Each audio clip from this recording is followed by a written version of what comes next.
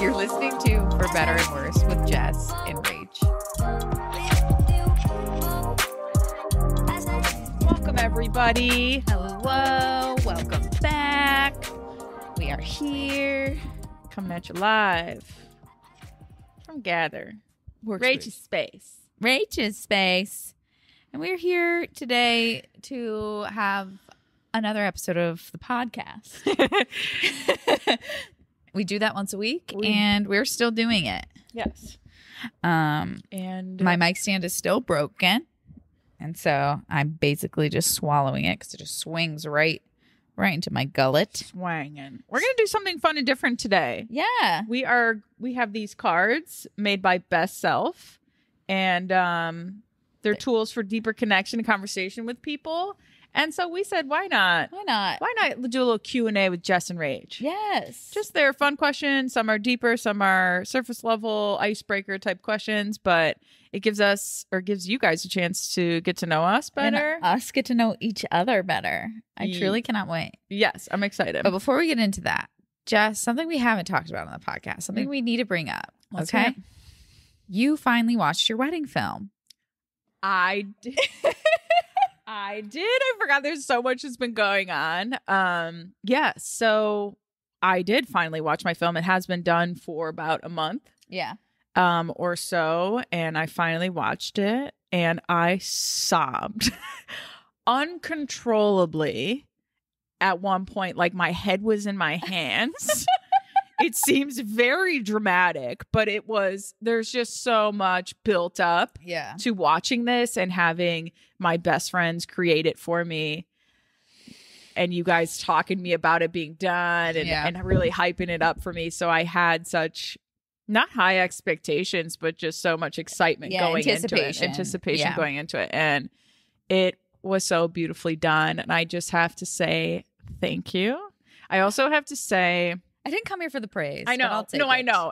But now that I'm on it, no, it just is so cool. And you guys asked, like, what was Joe's reaction? You know, how did Joe? But it's like, yeah, like he was stoked on it. Like he kept pointing out different parts that he was excited about, like as anyone who would watch a film of themselves. But for me, it's like this was so purposefully created for me and Joe, and I knew that like watching it. You know what I mean? Like when you're creative and you know work like that like this stuff was so intentional was the best word I can say. And it was just so beautiful to watch, like different words and things that you guys picked out to put in there was so purposeful. And that for me, it was just like, I can't take it. There's a Marco Polo of me sobbing. Oh, it's a good reaction video because we didn't do a reaction video because we're like, let's just be in the moment, not worry about what we're gonna react like. But I watched it I think we watched it 3 times through, and then I was able to muster up, which is literally like 30 minutes.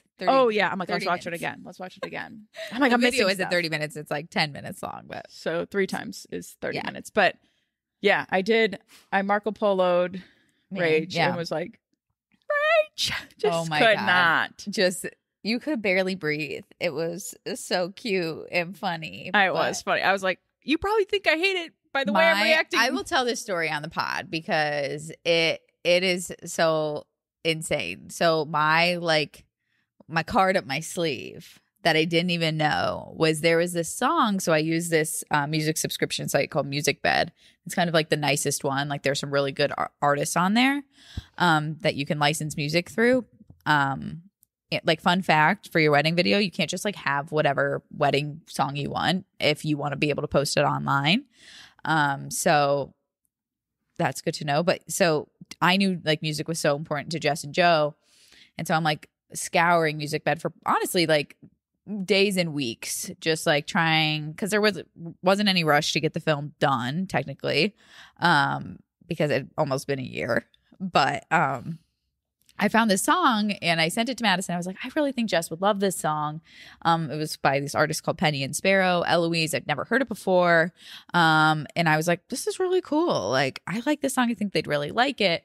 But we really wanted their wedding film to be a little bit more upbeat. And I was like, maybe we can add it in later. I don't know. So we kind of started off really upbeat with like a hype song. And then I start working on that timeline. And then I'm going through their ceremony and I'm like listening. So I just had my earbuds in and I'm like kind of doing other stuff, listening through the ceremony stuff to go through the audio for like when Joe starts talking so I can mark it. And I hear that song being played as I'm listening back to Joe's audio that's on like his mic. And I'm like, what the fuck? And I like Google the lyrics because it'd been weeks by this before I by the time I chose the song and threw it out. And I'm like, they know this song. They really like the song. This was the song that all of us walked down the aisle to. Mm-hmm. So I was like, what the fuck? And so I go back to Music Bed and Penny and Sparrow had like just uploaded their remix album. The Utah remix, yes, which shook Joe and I. Came out after our wedding. And when it came out, we were like, holy shit, this song is dope. And yes, it was like on repeat at our house. So like, big, not even like Eloise was important. The remix, I know that sounds crazy. Remixes are never better, but it was so good. Yeah. You can hear the lyrics a lot better in the remix and it just like punches you really well. Yeah, it's got a nice bass to it. Yes, but I was able to throw that in there as a surprise. And so I did know that there was a surprise song. And like there's a really funny story to it. And she says it's not the Lumineers because that was like the song I walked down the aisle to or anything like that. I was like, yeah, probably not. But then on our way back, we were listening to our wedding playlist to get hype on the video. Yeah, they were out to dinner before they watched we grabbed dinner and we're driving back and Eloise came out. He's like, God, I love this song. And he's like, what if this is it? I was like, no. I was like, no, it wouldn't be because I'm like, Rach probably didn't even hear it. I was like, Rach doesn't even know Penny and Sparrow. Like, this is it's not a deep cut. Yeah, it's not really a deep cut. Like people know them, but it was like I don't think Rach would know. And then boom, that comes on in the video, and I think that's another part. I was like, oh my god, like it just was. We'll put the song, the link to Spotify on our stories for you guys to hear it, because, and we'll put the video up soon. Madison and I've mentioned this many times, but we're rebranding, so we're not putting like once we get our new Instagram and our websites up and all that, like we'll post it. So you're gonna have to hold on a little longer. Okay, guys. But I did want to say that you finally watched it and you liked it. And what would you suggest about wedding films? Good. 100% do it. It is one of the. How are they different? Yeah. So I love my photos. Photos are important to me, right? Being a photographer.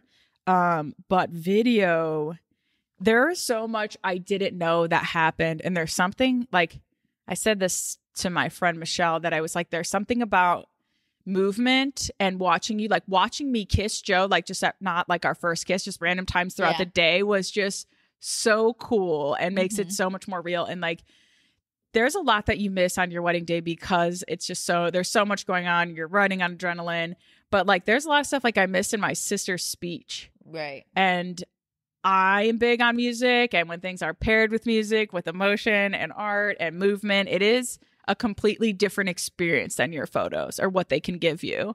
And you do have memories attached with photos, but I'm telling you, like when you watch it back, like on video, it just enhances all of it. It's one of the coolest experiences. So I would say it is 100% worth it. Yeah.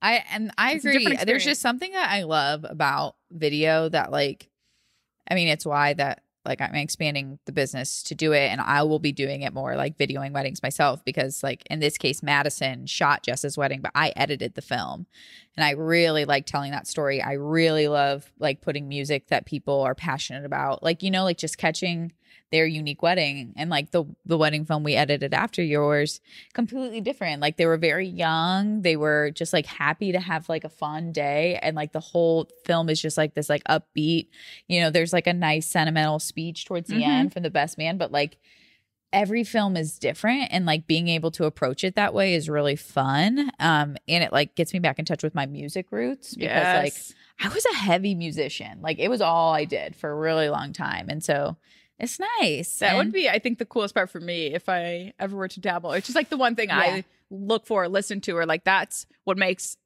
a good wedding film versus a poor one. Yes, you know what I mean? Absolutely. Is the connection to music for me personally. And also just going back to like my wedding video and like how I said everything was really intentional and purposeful. Like, yes, Rach and Madison are some of my closest friends. And so they know a lot about Joe and I and our relationship. But that just goes to show like the better you know your vendors, yeah. like the better work will come out of it for you. It'll feel more that much more for you.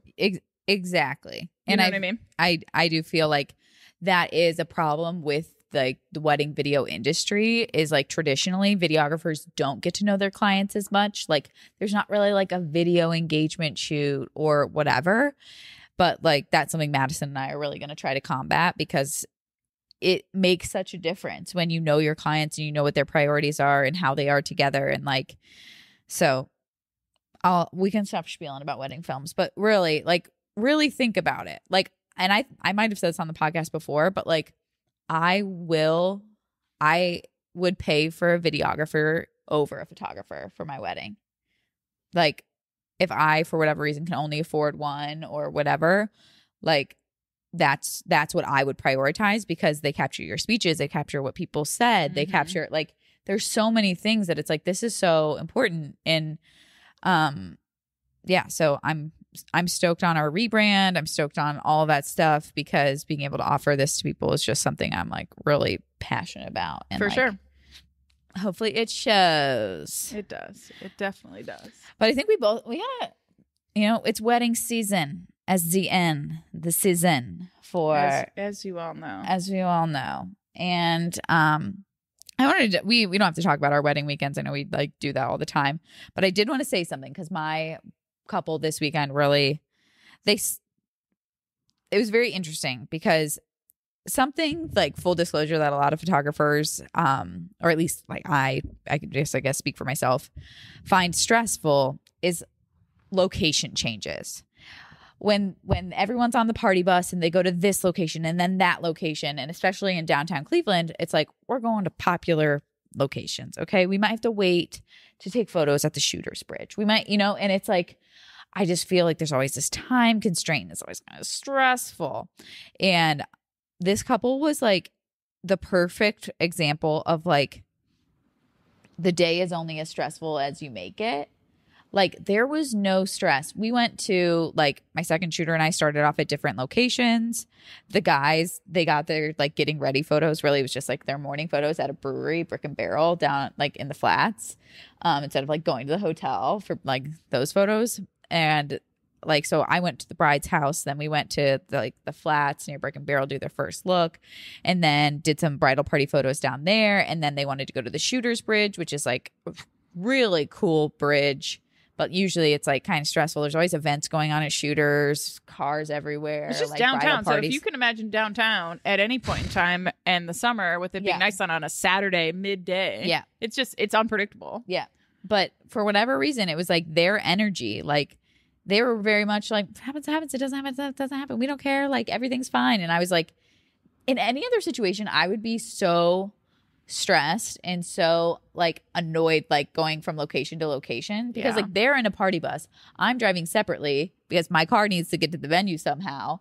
And like, it's a mess. It's a mess. It can be such a mess. Yeah. Party bus weddings are stressful because you're changing locations. And if you're not on the bus, you have to follow them in a busy downtown area. Like parking's never easy or fun. No. So it is such a deal breaker though. And that was so true that like, it's only as stressful as you make it. Yes. Like if you're stressed, like, but that says a lot about you, Rach, and the trust that they have in you that you'll do what needs to be done. Cause you're running that show at that point. Yeah. Like it's photos time. So they're like, we're not worried about what's in the background, what shots you're getting. It's like, it's taken care of by Which you. is why they talked about that before. Like we didn't want to have to worry about photos. So we hired someone that we knew would take care of it. Right. But they were also like exceptionally chill. Like they were having Brunuts do their like, cake and stuff. But Brunut's power went out at 3 a.m. And so like all of their wedding clients for that Saturday. Yeah. They were able to like go to like a local bakery and like borrow stuff to make like just little tiny cake towers for their wedding clients, which is what they did. But my bride and groom were like, someone will go to Giant Eagle. We're not worried. I'm like, I love you guys. That's so nice. Because they were like, what? It's fine. It's cake. People will eat it. Yeah. They were like, someone will handle it. We're not the bride was like, I'm not handling it. Yeah. I'm like, thank you. And that's another thing too, like being that's your day. Like, none of that stuff's your responsibility anymore. Like, other people are going to be freaking out for you, so let them handle it. Right. You know, like, everything on that day is not your responsibility. Yeah, you've done all the hard work. Let it ride. Right. Let it ride. Send someone to run an errand for you. It's not your job. You literally can't. Yeah, get the sheet cake from Giant Eagle. No one's going to care. No one cares. Yeah. People be slamming. They had wood-fired pizza, which was so good. Oof. So good. What a cool thing to have. It was so good. It doesn't work very well if you have a big wedding. I will say that. One time I was waiting like 2 hours for pizza. That was never a good vibe, but they only had like 75 people and everyone got fed right away. I got my za. It's a Diet Coke refuel, you know. It was great. I had a great time. Good. Glad that you had a joyful weekend. La la la. Mine was not. We won't go into it. Do you have any other quips? I do not. Okay. Not that I can think of at this moment. I didn't come really prepared. The one thing to say it. The other, it's fine. We've got a lot of things to talk about. The one other thing to catch people up. I made a proposition to Josh. What's this? I proposed something to him, and it wasn't marriage. There's no secret. I believe I've talked about this before. How much I hate video games. I really despise them. Did you set a boundary? We've tried. I said, this is what I said, because really it's just like my friends that have kids whose spouses play games. I just cannot. I quite simply find it very difficult that like when dad watches the kids, somehow they can be on the headset. I'm like, no, something's off. You wouldn't let your babysitter fucking do that. So why are you letting the father do it? I could go off about it. But I did say, and Josh knows that's a no-no. Like he knows that like I'm really like, I would be a real hard ass if he was like, if I came home and he was like gaming while our kid was like playing with toys, I'd be like, just fine with me. I'm right here with you. I'd be like, I dated someone who was a gamer and it was really hard for me. So, but I said, because it is something he enjoys, and I don't want to take away something he enjoys. Okay, that's not what I'm here to do. But I did say, I said, Josh, because we try to have boundaries around gaming, like so we make each other a priority. I said, what if? Now, keep an open mind, Josh. What if I gave you unlimited gaming privileges for the rest of the time that we're dating? But as soon as we procreate or have kids, you have to give them up cold turkey. He's been thinking about it. He's been thinking on it. He said last night, he's like, I don't know if I can sign away to that, Rach, because what if a good game comes out? He would have to be out of the gaming world. That's so hard. I know. I just want to know what he'd say. Hey, if he's thinking about it. He's pondering on it. I don't know. I don't know what that addiction is like. I don't know what it is about the games that people just really hone in on. I don't know. But I was happy because he did find a game, because my issue with like Call of Duty and live playing games is like you can't press pause. So like if I need help with the dogs, or if I need help with Eric when I'm watching him, or if like whatever, it's like he can't stop. He can't stop. He's live. He's live in the game. He's live in war. He's war games. But like that's not important in regards to exactly. I know. But he did find a game that he really likes that he can press pause on. We love a pause button. Wish we could pause life for a minute. So we're happy about that. Good. I'm glad that we're making strides. Yeah, we're making some compromises in conversation in regards to it. But yeah, gamer partner support group, anyone, because I just start one up. He's really not like I think there are like real gamers, and I think he would be one if I would tolerate it, but I just simply cannot, because he bamboozled me. He bamboozled me. He BadaBingBadaBoom bamboozled you. Yep. He told me, oh no, I don't really game, like Saturdays only. Like we talked about sweaty swamp ass Saturdays on the pod. We did. And we're still here. We're still here. In August. And we'd be swamping. We'd be swamping weekly. It is a swamp ass summer, if we can talk about that. It truly is. It's outrageous. The humidity in the air. And we live in Northeast Ohio, so I don't know if we have any other listeners out here who can't relate, but it is swampy up in here. Lord. Weddings just be swampy. It's almost like that like fake stale air. No, just be ready to be damp. Dampness. It sucks. But okay, let's get into the icebreakers. Let's get into these things real quick. Okay, Rach. Okay, so we're operating from 2 decks, right? We've got we have Icebreaker and deck? Intimacy. And within these, they have different categories. So like, would you rather? There's life questions, past questions, deep questions, and some random. I don't know if I said that yet, but it's kind of cool. So we picked up some that we're going to read to each other, and we can kind of go from there. Are we starting off light? We're starting off light, and we're going heavy. Okay. Who's going first? You go. Okay. Would you rather be the funniest or the smartest in the room? Funniest. No questions asked. Same. Don't care. Smart was never in the cards for me. No, I accepted that at a young age. I have been the funniest in the room, and it feels damn good. It's so good. It's just like you exude something else. Like if you're smart, you're usually quiet and tucked in. Couldn't be me. Yeah. Couldn't be me quiet and tucked in a corner. Yeah. I don't want someone to ask me with their homework. I want someone to invite me to the party. I want to be the life of the party. Yes, absolutely. No questions asked. Yeah, I do like that one. Yeah. Okay. Samesies. If you could be famous, what would you want to be famous for? I think about this a lot. And it could be anything. It's not just like singer or actress. Right. Influencer. What would you influence? I know for a while, I guess like in my nonprofit days, I'd be like to own a nonprofit and to help humankind.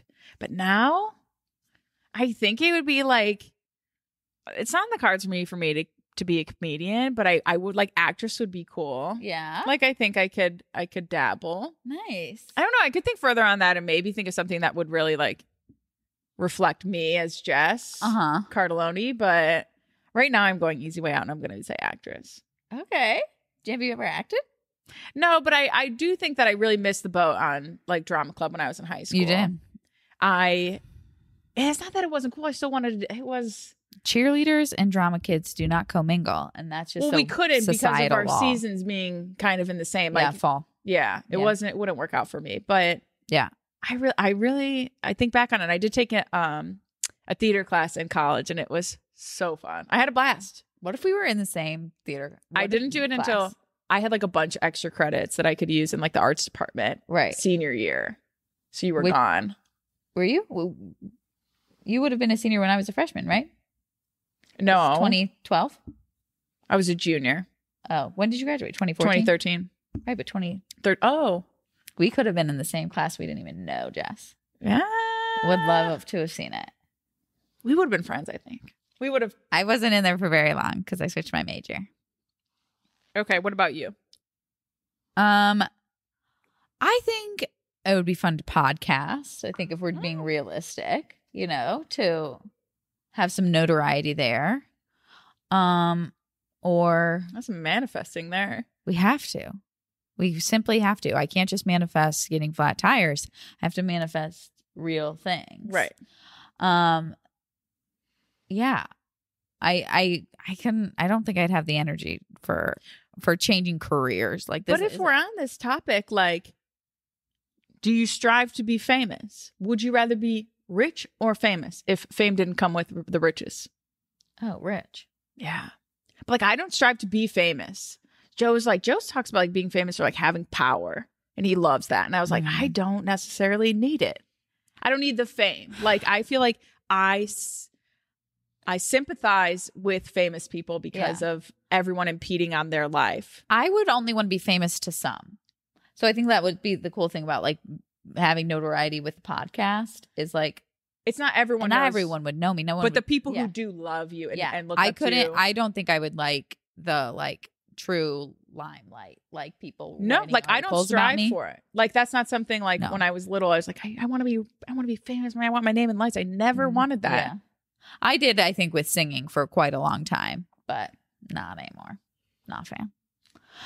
I also would like to write for TV shows. Still, that's still a light dream. Joe, that's Joe's. forte. He's written stories. He has some screenplays in the works. He's cute. I know. It's a cool hobby for him. He like came home and he's like, I gotta write this down, Jess. he's got some weird ideas. Josh are truly like carbon copies of each other. Love it. Okay. Whose turn? My turn. Yeah, your turn. Okay. These require some thought, but who are 3 people you want on your team if there was a zombie apocalypse? And there's no pressure for me to be one of them. No. It wouldn't be me.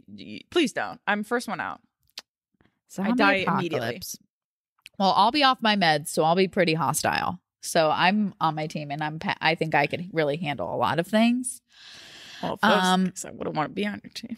I don't know anyone that operates firearms. Can you operate a firearm? Not me. Okay, let me see. Josh could. If need be. I would keep him because I like him. But he would be a liability in the anxiety department. Who knows? 3 people? Yes. Okay. I would choose Josh, Madison, and Britt, probably. Okay. For not your Britt, our other friend Britt. I understand. Because she can fly planes and operate heavy machinery. And what is Madison providing you? We're just too codependent. I think she'd be really upset if I didn't choose her. Understandable. Also, she's my into Brit. Right. So that would be my choice. That's a duo deal. I think there's no way around it. You have to, and I need someone to teach me how to operate a firearm, and I would trust Brit to do so. Okay. Fair enough. Yeah. Okay. Here's what I'm going with. Here's my lineup. I want your lineup. My lineup is Joe. Marital stuff. Damn, gotta take him with to me. that. He has to come with me. I don't want to separate. I have my dad, Jim Cardelloni. He can operate a firearm. He knows all things survival. Okay. He can operate a firearm. He has been hunting since he was a kid. Okay. So he can provide food. He's real mechanical thinking. You know what I mean? He's an engineer. So he knows things. And my sister. Because Britt is actually very smart. She's good in crisis management. And when her and I are together in crisis management, it's unstoppable. And codependency. Yes. I mean, that's like my codependent partner. Yep. That's my lineup. Would I regret having my dad in there at some point? Yeah. Maybe. Like that but would he really would keep you alive at the time. I'd feel very safe. I'd feel very safe. If not him, would be Sean Mackley's, Joe's dad. Ooh. A detective. And he's kind and sweet. He's so sweet. That's a hard choice. I know. But I choose anyway, Sean a good crew. Mackley's. That's really hard for me to choose. And I'm sorry. Okay. Sorry to anyone I didn't choose, but it's not personal. It's like literally personal. This is survival. And also, here's the thing: you don't get to choose. You get as many people. This is what Joe talked about. You get as many people as you can close to you, and just operate within that group. Or if it's like we have to split up, set up a better group and send them with other people you love. You know what I mean? Like you're getting close. Yep. Okay, moving on. Okay, what's the first music you ever bought? Wow. Or like good question. CD you were gifted. Yeah. So I grew up with 2 older sisters. Right. So we were in the cassette game. Really? I was listening to Michael Jackson on cassette first. Really? Yeah. Like I'm that old. Like, but it was also like we had just so much music. We on had cassette. cassettes for the car. No, we not. did. We had. I grew up very much CD player game. I mean, like the couldn't majority. move it. The majority. If we're talking first time ever hearing stuff, like I do. I have vivid memories of cassette, and it would have to be. It's Michael Jackson or Garth Brooks for me.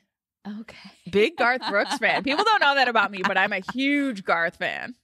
Nice. It's so good. He's so good. He's also like that good of an artist that he could be like, he like pulls like a major Taylor Swift. Like you can't stream my music on anything else but the stuff I pick. He's real picky about where you can get his music. Interesting. I respect it.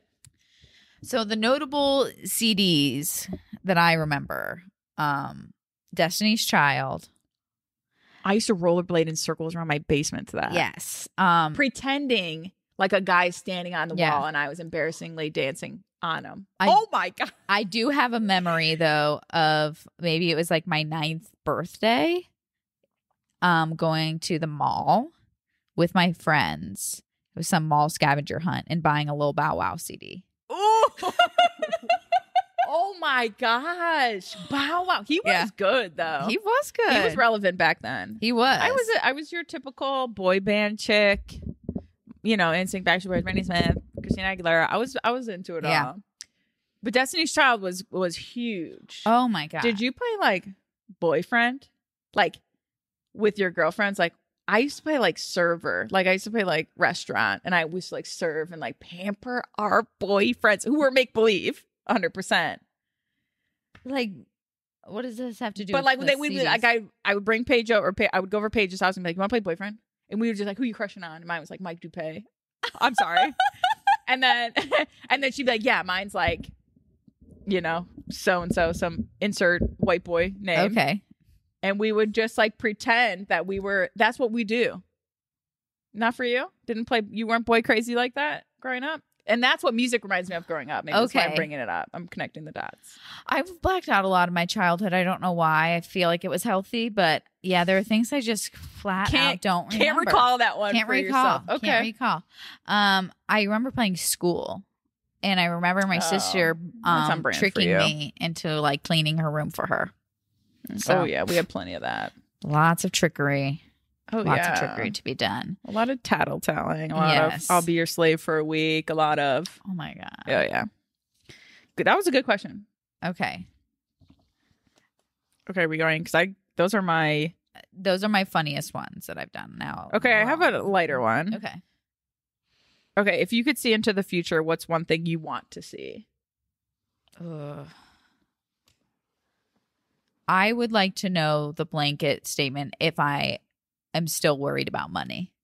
If I am still like, because that's the thing, like, I really don't care to be like wealthy or a millionaire, but I would really you want to see financial stability. Yeah, I would really love to just be like, my money's working for me.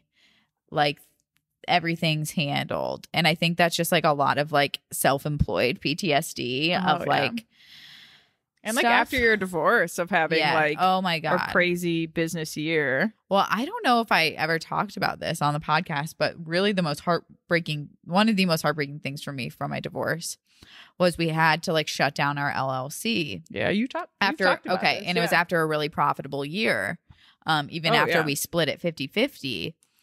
And then I go back to the bank and start talking just like, you know, with my banker, and they were like, well, we need you to know, like, since you shut down that company, like, you're at ground zero. You're at the starting line. And that was just like, that sucks so bad to hear. Yeah. It is what it is now. But I would really love to go into the future and know like about, hey, are you financially stable? Which I feel like is maybe just, I'm wondering that just because I'm wondering that right now. but I feel like there are other things I would like to know. Deeper things. Yeah. It's hard to say. I've never been one to like, everyone's like, would you want to see in the future? It's like, not really. That's what I mean. It's like, I wouldn't want to know. I don't want to know how many kids I have. Me either. I don't want to know. I like to leave that up to chance because also it's like expectation versus reality. Like once you know things, then you have this expectation of how things are supposed to be. And I hate that. Yeah. Because that always leaves me feeling worse. Or I'd be like, how's climate change going? Really though? Like how are we holding up? I was gonna plug like political stuff, but I'm not going to. But speaking of political stuff, Rach is wearing a Triumph shirt, and the way she's sitting, it keeps looking like Trump. Oh no. Okay, we won't get into that, but so just fix it for me. I'm very comfortable going on the pod and saying fuck Trump. I really have no qualms. I know. I have no qualms about that. Okay, go ahead. I think I did. You didn't answer you. Yeah, I don't really know because like I was saying, like I don't think about the future. I mean, we always do as a human, but financial stability, like maybe like a business. Okay, go a business route, like doing photography. Oh yeah, like I think it's like, are you where you want to be in photography, which is something we talked about that we might have like missed on the last episode. Is like where you want your business to go, and like, am I am I booking less weddings for more money and being financially stable? Am I prioritizing my relationships with the people close to me in my business? Because this has been a really hard year for that for me. Like, does that get easier? Am I blocking weekends off for mental health reasons, for me time, for Jess and Joe time? Am I doing that? Work-life balance. Did you find it? Am I there? Yeah. In the work-life balance. Hopefully. Okay. Did you ever find that therapist, Jess? Did you I hope ever so. find that therapist? Okay. Here's one, my last light one. Okay. What's your favorite family tradition? Tradition. Okay. Yeah. My favorite family tradition is I hate that I answered it like rephrasing. We bake cookies every year at my mom's house. Okay. And it's one of my favorite traditions. Nice. It's cool. My mom's always in like a really good mood. And she's really goofy and funny because that's just how my mom is. And we drink Christmas ales and I do zero of the helping and a lot of the drinking. And nice. And my oldest sister Kristen does everything and she hates it. No, we enjoy it because it's tradition, but I actually photographed it the other year and loved that. I never photographed for fun, really, because it's my job, but I did, and I cherish those photos. And we don't have many traditions, and I do think about this as like becoming a parent, if that is in the cards for me. Like I love family traditions and would love to like start new ones. Yeah, and see those through. What's yours? So this is a kind of funny one. On New Year's Eve, Christmas Eve, we always go and get Thai food. Like we go into the restaurant and sit down and order Thai. Because it just like cuts out that like weird stress that happens on Christmas Eve of like cooking for everyone. And it was something we started doing when my parents got divorced. That we did with my mom because she just like, I think just like the depression of like, not cooking for my dad anymore or like whatever, like just kind of feeling like the family, like we just needed something new. And so me, my mom, my sister started doing that. And it's like something I hold in such like fondness that I just love it. And like the restaurant's always empty, like but they're always open. I understand that in that I hate New Year's Eve so much. Like that is something I would love to do for New Year's Eve. Yeah. Joe and I talk about this and we share this, which is great, is that we hate the expectation of New Year's Eve. And it's not that we hate new beginnings and a new year. Like that's all cool. But like the expectation to like really get like hella dressed up in a tight dress and go stand in somebody's house party is like really wacko to us. And it's like you literally just stuffed your face with the best food possible from Thanksgiving on. Like we're not feeling great to be dressed up. Like I'll suck down some pigs in a blanket once more. 100%.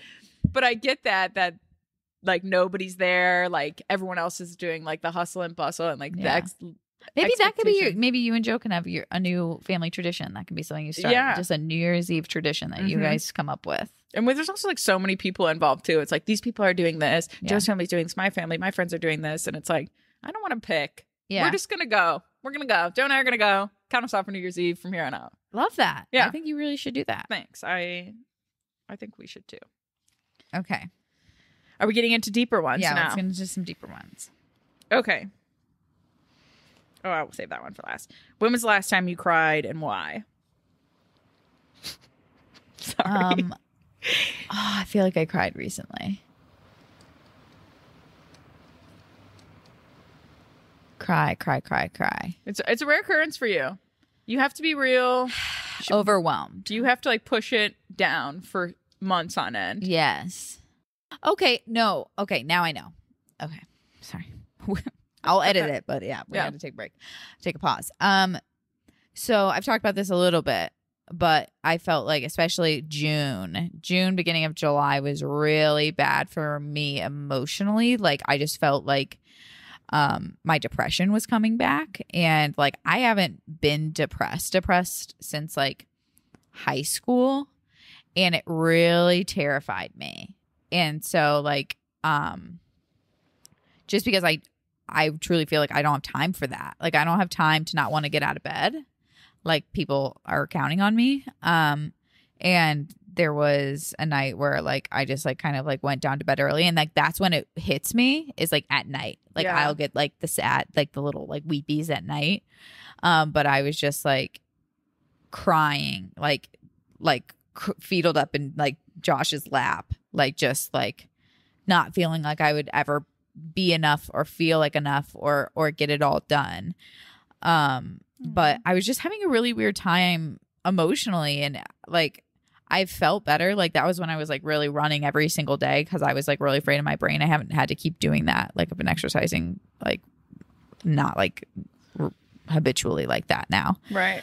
But it was just really strange. A strange several weeks of just like being in the cyclone and like coming out of it, and like I still have some bad days, but like. Well, it was like a hurry up and wait situation for you. Like you were going, studio stuff, being busy, and then you had like a 2-week period off where you were like a hurry up and wait. So it's like a whole bunch of shit and then halt. Yeah. But like that doesn't take away from all the residual stuff. Yeah. That still has to be done. And I felt like you were able to take a deep breath because nothing was required of you moving for 2 weeks. Yeah. As in like going to places. But I don't know. Yeah, that was weird. It's scary. Yeah. I also teared up when I brought Eric around my dad. Oh, yeah. My Madison's 3-year-old.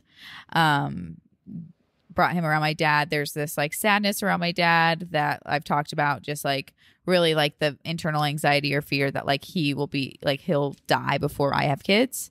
And so it's like really important for me to see him with Eric so I don't have to like wonder like Aww. Like how would you be or how would you treat? And so my dad has like so many fish tanks, so many fish.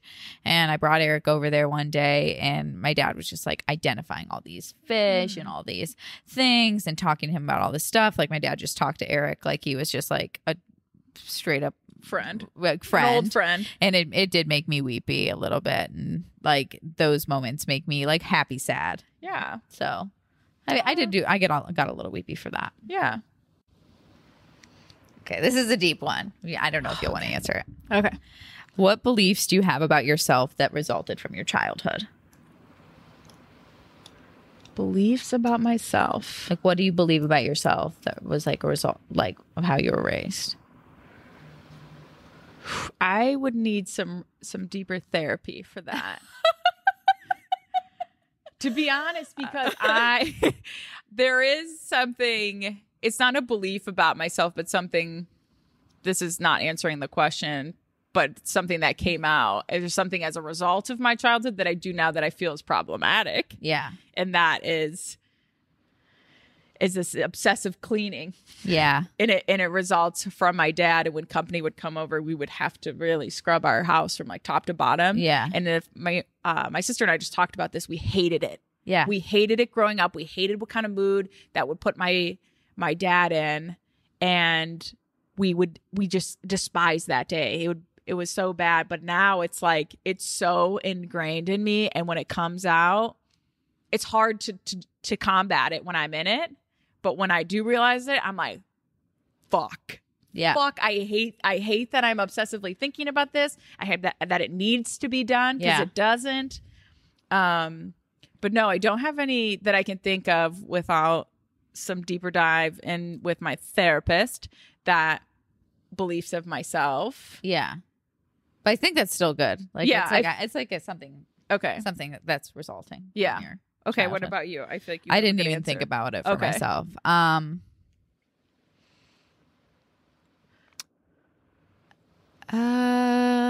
Let's see. I would say like a good one was like, I'm too fat to do this. Yeah. Like I don't believe that anymore, but I held that for a long time. Yeah, me too. Growing up, it was a lot harder. Mm-hmm. Heavier weight to carry, if you will. Yeah. It's a good pun there. But I don't feel that way anymore. Yeah. I think that's a freeing feeling. And seriously. I think a lot of progression with our generation and the generation below us has done some substantial work in this field, but I feel free of that. Yeah. I think the thing that and I don't know if this is from childhood or just like my internal whatever, is people will only like me and want to be around me if I'm doing things for them. So like, unless like and that is something like I really like, I have to feel like I have a purpose in people's lives. And like that started young. That started like playing mom for the friend group. That wasn't like built out of my own anxiety. That was built out of like, they have to need me or else they won't want me around. Oh, that's not true though. I know, but it's still, I've yet to be proven wrong about it. It's one of those things, you know, because I still feel like. Like if you, from here on out in our friendship, Rach, if you never did anything else for me, you'd still be needed in my life. Oh, I couldn't imagine that. But you can't imagine that. But it's coming from someone who is your friend. I know, but like, I guess I just, I have no idea what a friendship with me. You still can't see it. No, God, no. Well, because in your eyes, a friendship is that give and take. Like it is like you need to feel helpful to feel like you're being a good friend. Yeah, but I don't need to take. But I do need to give. That's the difference. You should learn to take a little. Yeah, but if I don't have to, that's good too. And I do believe that is me feeling like I was like constantly like the annoying friend. Like I did feel like I was the annoying, like ugly friend that people didn't want around kind of a thing. But we figured it out. Also like my mental illness is a burden. There are a lot of things we could get into. Let's not talk about our childhoods anymore, but you brought the question up because I wanted to know what you would say. I didn't want to answer myself. I feel like my answer was, if I didn't think about it long enough, I thought that was good. Yeah. It's accurate. Okay, your turn. Okay, rearranging. Okay, what's the most illegal thing you've gotten away with? Illegal? Mm-hmm. Don't come for us, police. Don't come for us, police.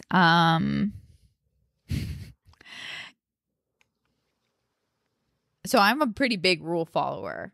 So, I mean, like underage drinking, but like, I don't think that counts.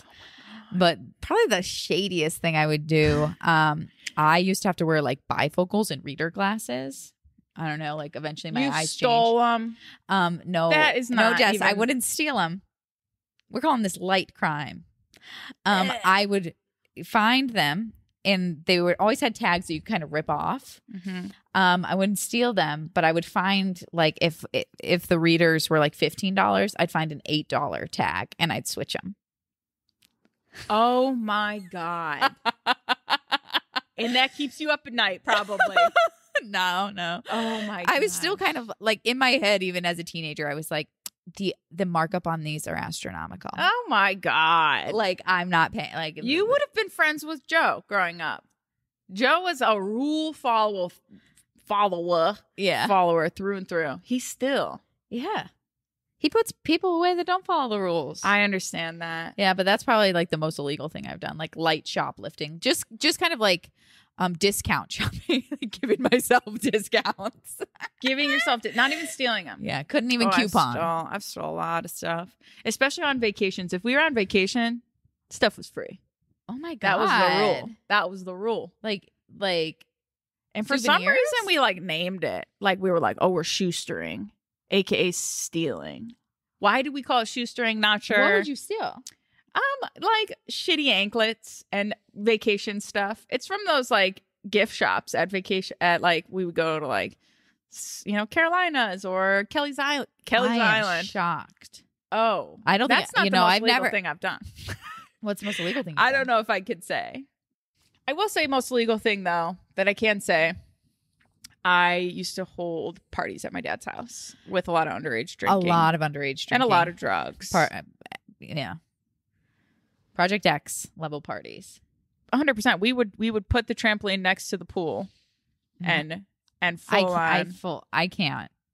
That's the shit that like looking back on it, like being an adult now, there's no way my fucking kids will get away with that shit. I'll just have to turn the other way. We were talking about this too. Like you put cameras on your house, like houses come with cameras now. Yes. Like outdoor, indoor, like thank God that wasn't around when I was a kid. Oh yeah. And here's the thing, we would actually make up like obstacle courses while drinking. So it was like run up the stairs, flash your boobs, come down the slide, run to this, run to that, do this here, and you had to and then jump back in the pool. And this is all while drinking. Like, we could have broken bones. It was wild. Oh my God. I would say the trampoline next to the pool was probably the most outrageous thing we've done. That was stupid. Stupid, but fun. That's Everyone asking ended up- for a splat situation. Yeah, 100%. Okay. Illegal activity. What was the hardest decision you've ever had to make? Oh. I can think of 2 for you. Okay, give me one. Leaving Belfair.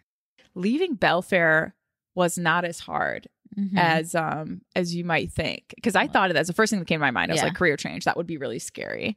But like having Joe, he was like, go for it. There were no hesitation when it came to like being financially stable or any of that. Mm-hmm. And because of like you having so much confidence in me, and it was like I was so done with that place. I was like, couldn't go another day. I was so checked out. And then it was like, once that website went up and I booked up so quick, I was like, I think I'll be all right. Yeah. Like, I really, like, that felt good. It wasn't like I'm scrambling for inquiries or I'm scrambling for people to pay me. But it was like, this just makes a lot of sense. And a lot of my life is like, has worked out that way. Mm-hmm. Like, I've never been at like a really big, I mean, yeah, there's crossroads all the time. But I don't think that it was like this. I don't know.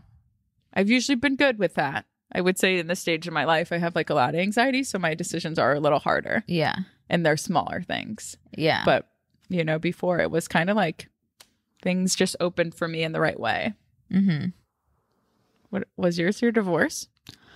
Probably because it had the most like repercussions, like the biggest repercussions. Like, and that's what it like. That's it. Because you're like, what does my life look like after this? Yeah, what does it look like? Like, my life will drastically change after this. Yeah. And that's scary. Yeah. Yeah.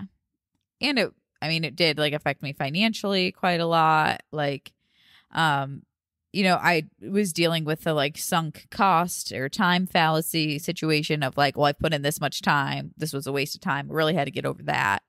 And that was hard for me. Actually, probably the hardest was getting the studio. I was thinking that too. That truly like has broken me in many ways. Oh, someone's just arrived. We told her to be here at 10 a.m. Rolling in Almost 1. Classic Madison, sharp. Welcome, Madison. Yeah. It's we don't care. We don't care. Madison, you want to fuck around and answer some of these questions? Yeah, come in and answer a question. That'd be funny. Come on. I don't care. We won't. It's for the pod. You look great. You look great. You're wearing a clean shirt. That's all I can ask. I haven't seen you wear that shirt this week, so.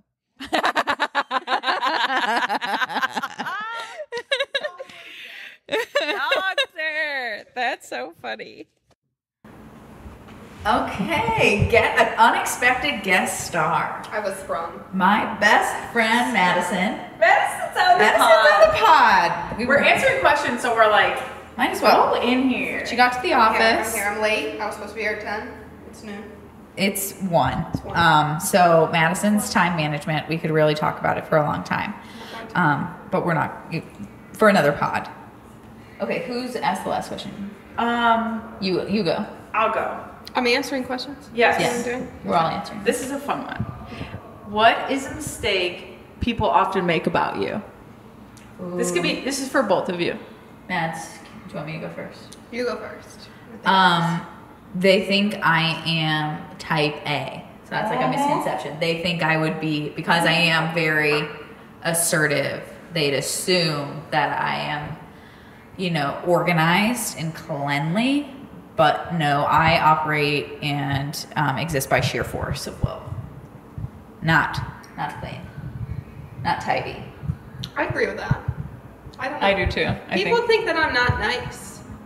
Yeah. I have a really, really good resting bitch face. You do. It's bad. I'm trying to make this mic as close to Madison's mumbling ass. I'm not mumbling. Well, I have to talk into it like this?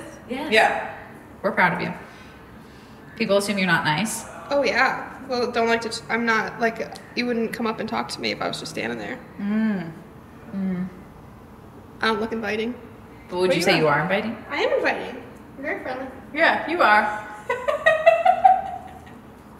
I don't know. I don't know about me. I mean, in high school, people, because I was a cheerleader, people thought that I had that stereotype, but I didn't. You didn't even in high school? No, I literally got class clown. Like, does the captain of cheerleaders get class clown? No. No, you don't. Like, I literally went in front of my entire school and did the Gong Show, which is essentially a talent show, and I put a fat suit on and acted as Chris Farley and danced on stage. Like, Jess, I was not who you thought I was. I did like a cheerleading skit where I was like the worst cheerleader. Like, I did a cheerleading tryout. It was like a setup. I had judges, and I was the girl trying out, and like made a complete fool of myself. Like, I was trying out, and my name was Joyce. My friend set me up. They were like, "We put Joyce in the Gong Show." I was like, "No, you didn't." And this was like a character I did like at cheer camp only. And they're like, "Oh no, we're putting it on there. You're doing it." So I put on crazy clothes, and I made a fool of myself. It's like the thing is like a she's Miranda fat. Sings character? Yes, yes. Oh my god. So I was not. I can't even imagine. I was not rude. Oh, I know. And that's, I guess, like the common misconception. Like, I mean, I can and see people you who- dancing, Yeah. bouncing around. And people who like hear that about me are like, "No, you weren't." Yeah. I truly black it out every time you talk about it. It makes me uncomfortable. It was a big part of my life. I enjoyed it, but No. I just did not hold the stereotype. And Brunswick was really different about cheerleaders. Like, we had to. It was very like elite. Like, Yeah. you had to have serious skill, and like if you were on the team, you had to do competition team, and we took Okay. that shit to the next level. She Yeah. were good. Oh yeah, like Brunswick cheerleaders have a very high standard. Rich here? Yes. These are And we also did like an all-star squad outside of Brunswick, outside of like school. So we were competitive cheerleaders, like tumbling, stunting, Not me. really advanced. Not I. No. Mm-mm. I don't like team sports. I wasn't a team player. And What did we you wonder do? why you're not I approachable. swam. I'm not. No. I swam. I ran cross country and track. I'm a Individual sports. And we wonder why. That is the common misconception, but you prove it true. Yeah, you're not the nicest person I've ever. I'm You're not. nice. Hey, she's very sweet. No, To I me, am. yes. If you know me. Yeah. No, I don't look inviting. But I don't. No, I'm not a good team player. That's a misconception. Madison will check randos at the door so hard. Your years in retail have hardened you. They have. I'm a messing around. But my family. Like Madison, yeah, I her love family, you walk all. yeah, her family will really take advantage. The strangers on the street, you will tell to fuck off and never think about them again. It's amazing. I wish. I'm the opposite. Me too. I Not. No, I will tell my family At to the fuck wedding off. this weekend, Jess was. I was like, I would say something. I'm an asshole. She goes, no, there's no need to be rude. I was like, okay. No need for hostility. No need. here. She said, that's not necessary. We're fine. Are we? That's both of our personalities working. I was at up the in best. arms at that wedding. Yeah. Okay, this is an interesting question.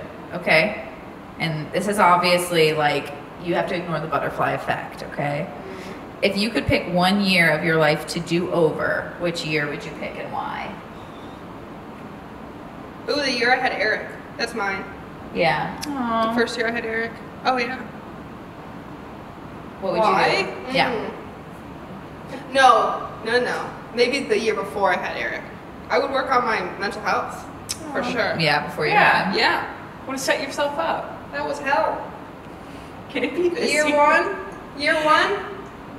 For Having a the baby. audience that doesn't know you, you had The a baby. audience, I had a baby. He's 3 now. He's a gem, but had that kid, and it was like, oh, my shit was like. Comes to the there. forefront. Yep. So Postpartum anxiety. work on all your mental shit before you have a baby. That's what I would do. Yeah. For sure. That's a good tip. That's mine. Good. There we go. You? I was like, can it be this year? Yeah. Yeah, it's been the hardest This is year for me, truthfully. And not to say that I mean, yeah, there's some stuff I do differently in regards to some choices, but I don't know. If I really were to think about that, it would be an answer to that. Yeah. But I wouldn't want to share. I would honestly, I'd redo the first year I dated Joe to relive it again because it was dope. Aw. It's one of my favorite years. Like, I really, things fun? felt different, you know? Like, fall felt like the best it's ever felt. Aw. Like, it was a really, really awesome year. I'd redo it to relive it, Give me not to do goosebumps. things different. You got me the goosebumps. All right, Rach, let's hear yours. Ooh, So I'm I interested in this think it would be, God, would I not want to go back? okay? But the second semester of my senior year to like my freshman year of college, I would redo. Yeah. I handled my breakup with my high school sweetheart so poorly. I was really stuck in my mental illness in a bad way. I was on trying new medicines and just like on a bad cocktail and like really felt like I was being really destructive towards people in my life. And I would really like, that is a one stage of my life, especially just like those 6 months, literally from like January to like June. I could erase them. Mm-hmm. Like I'm like, wasn't anything I learned. It was just people I hurt. Yeah. And it was just this like terrible toxic part of me that really came out, which then drove me to like insane strict religion. But that's a whole nother can of worms. I have a last question. Okay. Which is interesting. Ooh. And this is for Rach. Oh. I mean, Madison can answer, but I picked this purposefully. Okay. What personal accomplishment are you most proud of and why? I picked this because I'm making her pick an accomplishment she's proud of. You have to pick one and tell me why. And it can be... This is good. I'm proud of you for that. Can I pick two? No. Absolutely. No. What? She's proud of 2 things. Let it go. All right. Helping both of you start your careers. Oh my God. I'm proud of me for that. But You are an 8. We said a personal. goddamn That's 8. personal to me. She's a goddamn 8. Bleh, wrong answer. It is, but truly, like, it has been a joy to watch both of you have careers, create change, like, in people's lives, to see the friendships you've made through the industry on your own. I've genuinely enjoyed that. Yeah, but I want to what know about stuff something you have accomplished. What that about- you are proud of? You for are yourself? my accomplishments. You are. This is an 8. They need to help people at their I own truly, expense. if this studio cannot suck me dry, I will be very proud of it. Okay. But right now we are not there. And I'm proud of my career, like what I've done so far, like Yeah, the what person about I've the been in. relationships you've created and the memories you've created. Yeah. That's all good. People you've touched, your clients. Yeah. Yeah. Okay. Right now, my ability to be proud of myself is clouded by the debt that we are currently sitting on a couch in the middle of. So I think Rachel's I'm proud of myself should be that you have like 25 things going at all times and you somehow Can still manage. somehow excel in every area. Mm-hmm. excel, Disturbs me really. survive, excel or survive. What are we that? really doing? Something in there A bug in your coffee? could be. All right, guys, that's what we have for today. That's what we'll start. Wait, what are you the most proud of, Jess? I didn't think about it. This was for you. Okay, well, tough taters. Tough taters. Madison's fucking easy. What are you the most proud of? Oh, yeah, she Right made a now, huge what the step. hell? She's got an apartment. Yeah. Oh, I was thinking Eric, was- just as a blanket statement. That's what it was. No, I think I'm definitely proud to be like a mom. But I would say leaving my marriage. Yeah. That's the big one. And we're saving that for another episode. Yeah. Another there's We have a whole ball story. drop. Madison's story will shake you. We'll shake you to your core. and we will We get cannot to wait. that another time. Yeah. Probably when Jess goes on her anniversary trip or yeah. something. We'll do. No, I am. You have to be here for it. Okay. I need Okay. Both of you. Okay. Our codependency couch. Codependency couch. No, I am proud of owning my own business. I am proud of Just Yeah. Art Photography. I am. As much anxiety as I do have this year, it is like my most fulfilling year. Yeah. And being confident and like in owning my own business and all that comes with that. I think that I proved a lot of people wrong when they were like, this is just some project Jess is doing. Yeah. But it's like, no, I'm 3 years in and it's successful. So I am proud of that. I agree with that too. Yeah, I'm definitely proud that it's our careers. Yeah. That we're self-employed. Yeah. It's hard as hell. We do hard things. We do hard things. Team type pussy. Team tight. This is team tight pussy coming right at you live on the codependency couch. on the codependency couch. Oh, we love you guys. We do. Thanks for tuning in. Tight pussy got me going. The tight pussy got you. Choked you up. Stay tuned for next week. Thank you for listening to us talk to each other. Madison, thank you for unexpectedly coming on the pod. We're happy you're here. I put on a clean shirt for this occasion. Yeah.